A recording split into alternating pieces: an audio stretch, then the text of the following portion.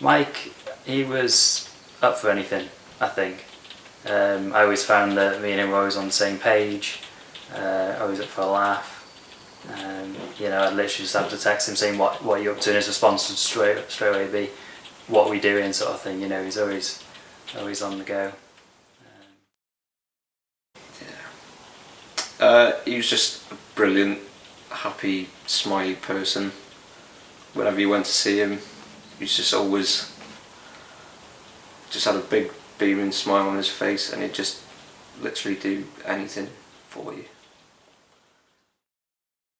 He was a really, really good lad. He had his faults, but we all do. He was a good friend, he was loyal. He never ever left you behind. I mean, you had to treat people right.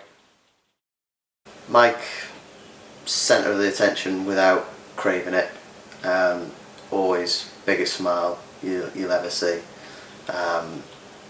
Mike was my best friend, still is. I will always think of him as my best friend. And yeah, I don't know. I don't know anyone to say a bad word about Mike, ever.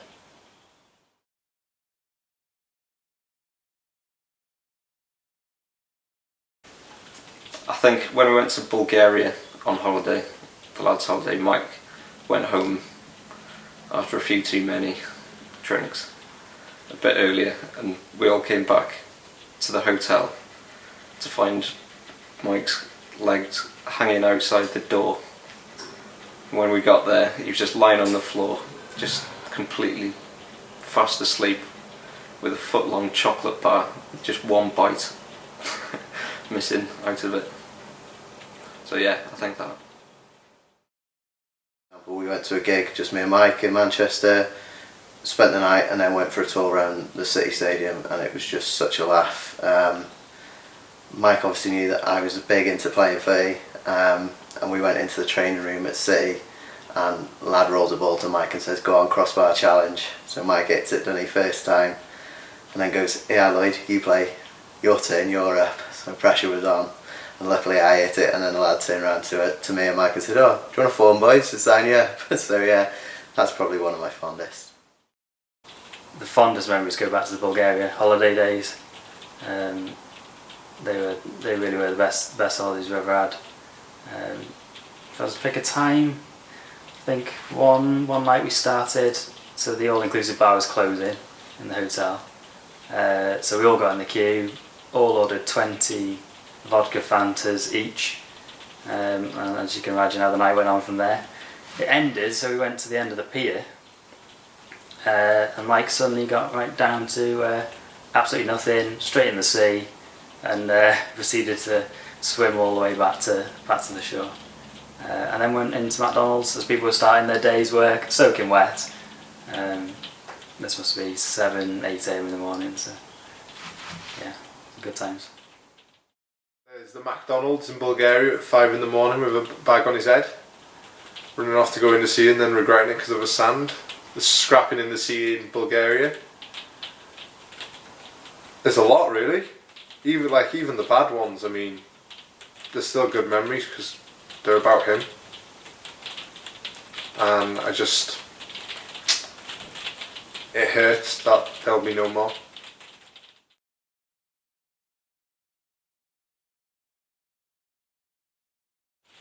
Think about how much people love you, how many people there really are there for you. I guess it must seem like a closed door, but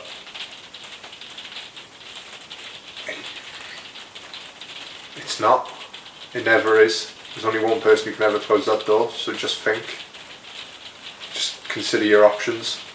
Speak to, even if it's an anonymous call, to PAPYRUS or anyone like that. To anyone that is in that situation, I'd say, you know, if you can, just pop your head above the water.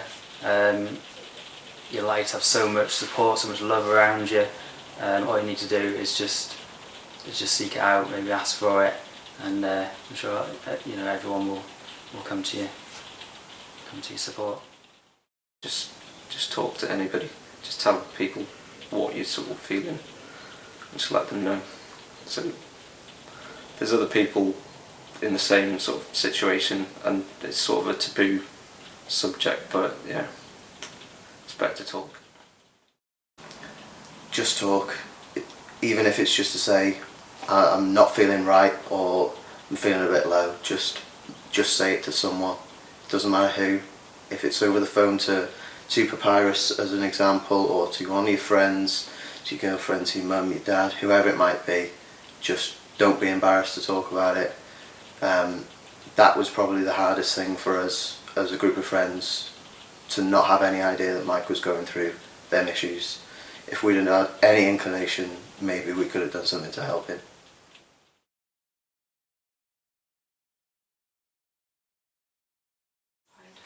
Talk about it is, for me, I think it's always been a stigma, and I certainly had never talked about it before what had happened with Mike, and for me, yeah, it's just got to be more people talking about it, talking about suicide and talking about mental health, because there is bound to be people out there that are struggling that aren't comfortable talking about it, that should be, and it shouldn't be something that people should be embarrassed or ashamed of. Everyone has their ups and downs, and as silly as it might seem, it might be something that makes a difference for someone just to say, look, I'm having a bit of an issue with this. So yeah, just talk to someone. I think the best thing is to just raise awareness and get rid of the stigma around the whole subject. So nobody wants to talk about the sort of subject at all, and people seem to feel ashamed in a way to talk about it and tell people how they feel. Since Mike has died, I've heard a lot of this thing about, you know, stigma around suicide, certainly around male suicide and male mental health issues. But I, you know, and all lads we don't really get it at all. There's nothing to be shy about. If Mike had come out and said, look, I'm in a mess here, you know, I wouldn't be embarrassed for him at all. You know, we'd try and help. So I think if there's any stigma out there, it needs to be dropped. And I think, you know, doing things like raising awareness, whether it be on Facebook or like we're doing on the Just Giving sites and things like that, just to make people aware that there's nothing to be embarrassed about. Speak up, and there's lots of support there if you need it. Listen.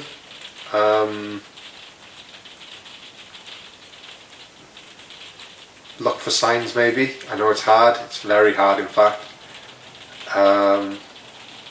But listen. If they speak to you, listen to them. Give them as much advice as you can. Maybe show them how scared you are to losing that person.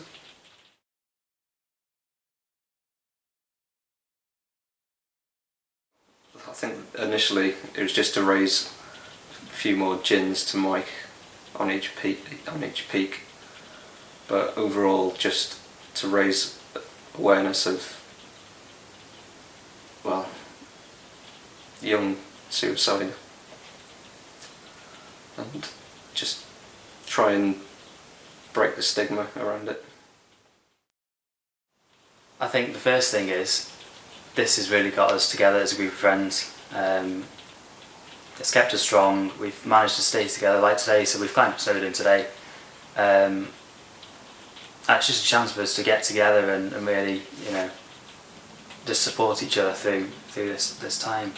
The second reason is, for example, I'd never heard of Papyrus.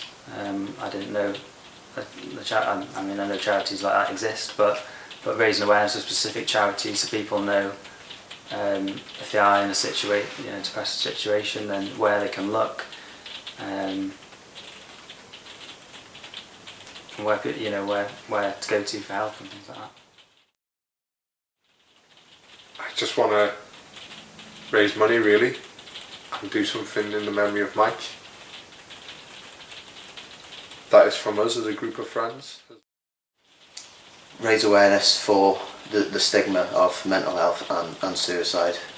The the challenge itself and the money we raise is fantastic, and it'll go to helping a lot of people. But for me, it's all about spreading that awareness now, and I don't want anyone else to go through what we have as friends and family.